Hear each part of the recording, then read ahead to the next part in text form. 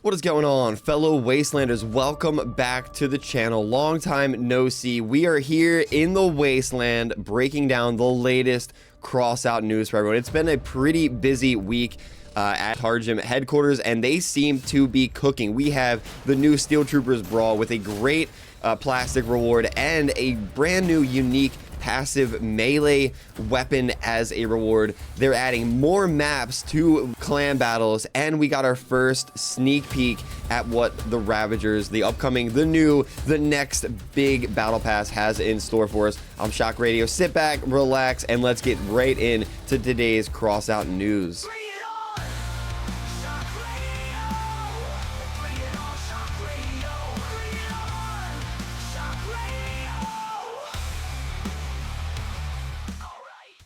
So a couple days ago, they did announce that they are adding more maps in clan battles, and this also goes for clan confrontation and battle for uranium. So they often receive feedback from players suggesting that they add more maps to modes such as clan wars and just more maps in general. So they like to note the default versions of locations you encounter in PvP missions have been modified in a certain way in order to be available for clan mode. So in particular, I think they're talking about their domination game mode that they're adding to clan battles.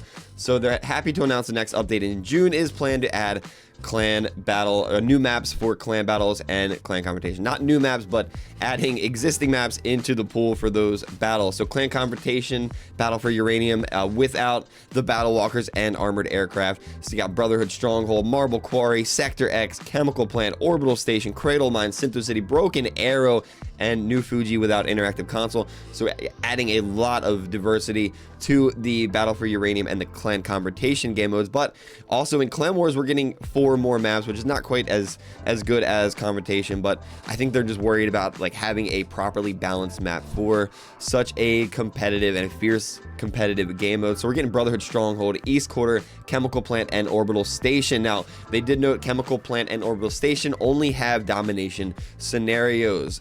Currently there's no clan battle game mode with domination, so the way they would like to increase the variety of scenarios in clan battles in order to make capturing bases more impactful, the capture time in these modes have been reduced by a third. Some of the maps added to clan confrontation may also become available for clan wars in the future if the game experience on these locations will prove solid. So that's pretty sweet. I'm excited for more maps in clan battles and confrontation, so I think that's all around a good thing. Just more maps in general is much needed in a game like this. Next up this week in the Wasteland is the return of the Steel Troopers Brawl. It is back with some really interesting rewards this time. They've definitely amped up the creativity and the reward scale for this brawl. Now, in this brawl, you're fighting through hordes of spiders with your allies in preset battle walkers that you can choose from in the beginning of the map. You gotta complete various objectives as you work your way through the map, and at the very end is just a giant spider boss. You destroy the generators on the spider. He enters various stages of invincibility, and then there's a countdown to make it to the platform. Now, the more players that make it to this platform, the more plastic you guys will get. So it's important if you're able to like time your destruction, because there's a timer to come back to life. So if you're like about to destroy the main boss, don't be like me and die as soon as the boss dies, and then you have to wait 15-20 seconds to get back into the map. You're all the way in the back of the area, and then you don't extract. Okay, so make sure you're not just dying as soon as the boss is about to die. You know, time your deaths, make sure your allies are alive and well, heading towards the extraction as you're destroying the boss, and you will get a lot of plastic. Now in this reward, they also give us this passive melee weapon, the claw, which actually looks really cool. Yeah, just a claw with kind of bumper. Pretty awesome. I like the creativity of this one and the new reward type. Humanitarian aid, some badges. You got your military reserve, special stabilizers, pretty standard rewards, but overall pretty decent game mode and a lot of fun with good rewards. So kudos on the work here, devs. Last on our news update is Ravagers are around the corner. New features of the major update in June is upon us. So the weeks are upon us where they're going to start releasing sneak peeks at what is coming up in the next battle pass, and I am for it. Ravagers look sick. The new Frontier season about to end, and all this time, the Ravagers and their leaders, Ares, have been experimenting in the depths of the Cradle of Mind. Thanks to the protection of the founders, they were able to make significant progress towards awakening the new mind. Nobody has realized yet how it will affect the balance of forces in the wasteland. So I love how they actually include a little bit of like story and back lore. If you want more back story and lore, just read the profile pictures for all these characters that come out in these battle passes, and then it gives you more lore to the story, which is awesome. So up first, they have a legendary light cabin. Honestly, it looks like a looks kind of like a cockpit or a Satori.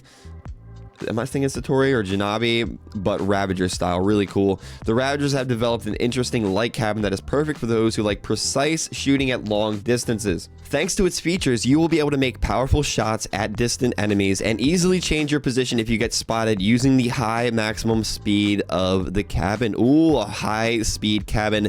I like where this is going. So the cabin passively increases the penetration ability of weapons. That sounds nutty. That sounds crazy. The perk is accumulated with medium to long range hits. After a full charge of perk, you can activate it and temporarily increase penetration ability of your weapons even more. That is going to be disgusting. I'm looking to use Scorpions.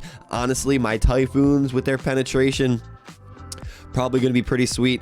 There's weapons that this is going to be terrible for, like the Avalanche, increasing penetration ability. Your freaking Avalanche shell is just going to travel through the build, not even going to explode. It's anyway, so much so that this is the first cabin in the game that will allow you to raise the penetration of your ability of your weapons above 100%. That's gonna be kind of crazy, dude. The cabin will work best with some sort of sniper weapons. Obviously, who knows, maybe the Ravagers will provide something suitable. We'll see in the next blog entry. So they're teasing some sort of sniper weapon, I'm guessing with some sort of penetration ability. Interesting stuff. Legendary shotgun with some freaking lances on the front. Like, this is disgusting. I don't think this should be in the game. What are you guys doing? A nod to those who love spears, to the most toxic players in the game. The Ravagers decided to add an explosive twist to the list of new features of the update. The legendary shotgun continues the Gremlins technology branch. You can probably guess its perk from the start of the paragraph. The shotgun has an explosive at the end of its barrel. Its mechanics are similar to explosive spears. In order to charge the explosive and drive it right into the nearby enemy, you need to deal damage with the shotgun at the right amount of damage. The explosive will charge up and then you can use it. It's genius in its simplicity. That sounds disgusting. They're also coming out with new frames for the upcoming season. So 2x5 frames, thank the Lord. We got 4x8, 2x2. We need more 2x5s, 3x5s, whatever by 5s. We need more 5x pieces, and more frames is awesome. So continuing that trend of those L-shaped frames that players are really loving a lot. So a lot of good things coming to the Wasteland, guys. What are you guys excited for in this next upcoming battle pass? I do have some codes to give away the next time that I am live streaming CROSSOUT on Twitch, which will probably be next week. So make sure you're in our Discord to get notified when we go live. You can follow us on Twitch every Friday, Sunday, and Wednesday. We're live playing various games: War, Robots, Frontiers, CROSSOUT. We tried all kinds of stuff. We're gonna be playing the new Dune Awakening when it comes out. I have not forgot about you guys in CROSSOUT. I've not completely left the Wasteland, but we are out there. We're trying new games. We're experiencing everything the gaming world has to offer. So join us, join the Discord, follow us on Twitch, and I will see you guys in the next video.